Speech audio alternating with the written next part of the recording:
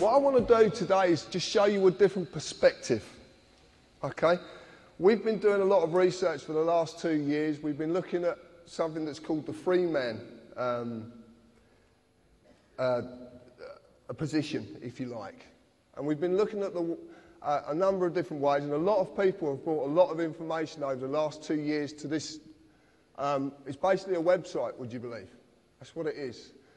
Well, they brought me basically information that I've deciphered and decided to not accept the normal view of things. I've decided to question, and question in depth. And this is what you're about to see. As you see this at the moment, this is probably how you would see our country. Actually, I'm going to walk around here because it's easier. So as you would see our country, you would see there's a parliament, and then people in that parliament are meant to represent you because you elect them to do that. That's what you believe. You believe in politics. A lot of people believe in politics. You believe that the political parties are elected in power to serve you, to make sure that everything in your country runs right, to make sure you're looked after. You believe that Acts of Parliament, statutes are laws, and you have to abide by these laws. That these laws are statutory instruments, this is how they're enacted. And they're laws as well that you have to abide by. You believe it, most people believe in the word a constitution, a constitutional set of laws made up of statutes. And people say to me, society's broken. Well, what I'm going to tell you today is it's not broken. It works exactly the way it was planned to work. Because this goes back hundreds of years. This is not something that's new. And there's courts of justice. How many people in this room have suffered at the hands of the courts of justice where injustice is actually happening? What I'm going to tell you today is that the members of Parliament are actually directors of a corporation. That is what you're electing. And because you're only electing directors of a corporation, nothing will ever change. It will go in the same direction forever. Because politics is not what you think it is. The members of Parliament. Anybody seen this before? This is Dun & Bradstreet. Do you know what Dun & Bradstreet is? Right. If you were going to do business with a corporation or a company in the world, then you can use Dun & Bradstreet, which at the moment is about 160 million corporations worldwide. You can use these to find out if that corporation does good business. Does it have any debts? Has it got any county court judgments against it? So what this is a register of corporations, of companies. And the members of Parliament are a company. Gordon Brown is a company. David Cameron is a company. And this one I like. The Labour Party trade as Alistair Darling MP. It's their trading name. It's just there. The reason they trade with Alistair Darling MP is because Alistair Darling is a diplomat. There's about 3 of them. If they trade in his name, that trading name has diplomatic status. That means they can bend things and do things that you don't know about. It's a whole different way of doing things. This is what politics is about. This is what you believe to be the people representing you are doing, but they're not. This is what they're doing. So we look at politics as pertaining policy, an administration of a government, a plan or a course of action, also defined as a political party, corporation, written contract or a certificate of insurance. Acts of Parliament become statutes, primary legislation. You know what legislation is? You've heard this word, yeah? No? In turn are enacted, enforced by statutory instruments which are secondary legislation.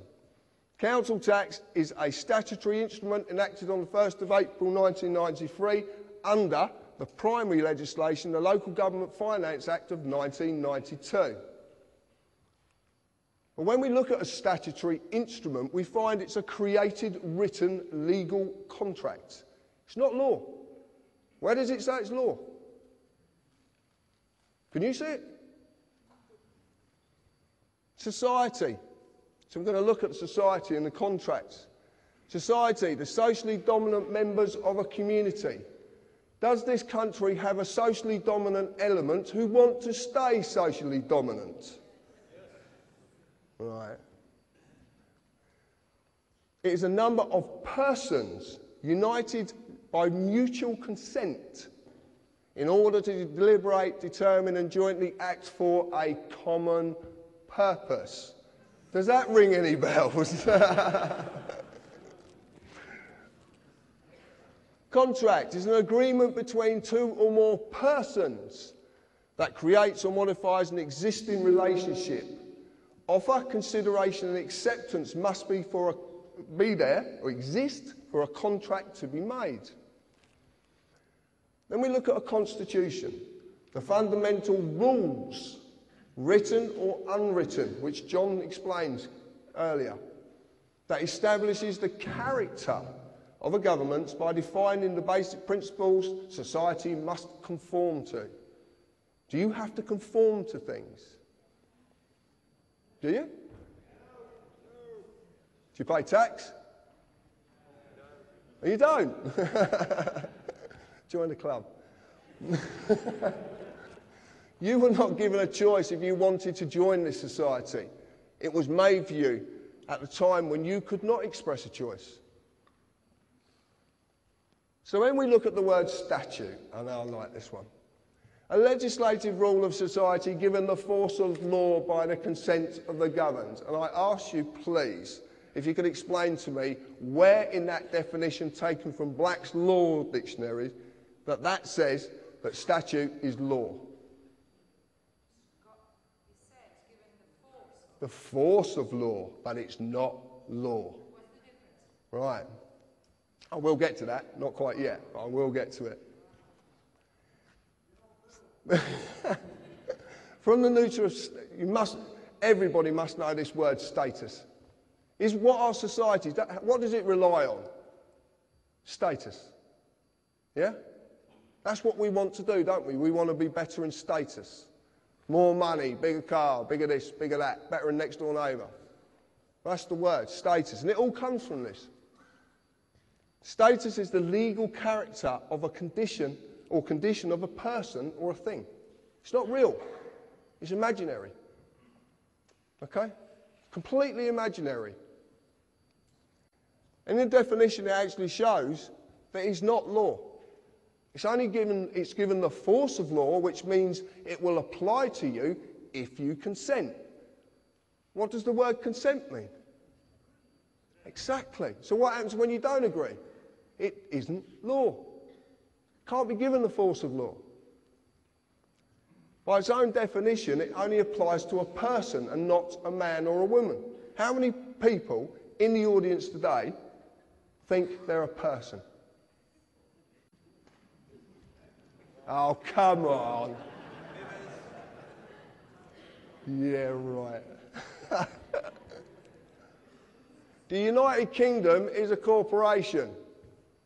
Now, up till February of last year, it was United Kingdom PLC. In February, and it's dissolved, and they've never, ever published their accounts. If you want to check that out, go on Companies House, because it's there. But on Dun & Bradstreet, they're now registered as United Kingdom Corporation Limited. Any corporation has employees.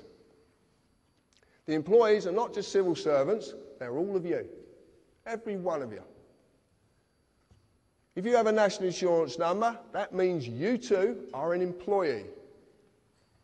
Company policy of this corporation requires you as an employee to pay tax, follow all the legislative rules of that corporation, in this case, statutes. As in any company, if you break the rules, you will be disciplined under that company's legislation. The police of the United Kingdom Corporation are all companies too. Run for profit. Because that's what companies basically do. They run for profit. And who are they making profit for?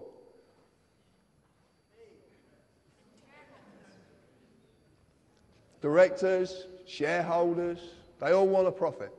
And where does that profit come from?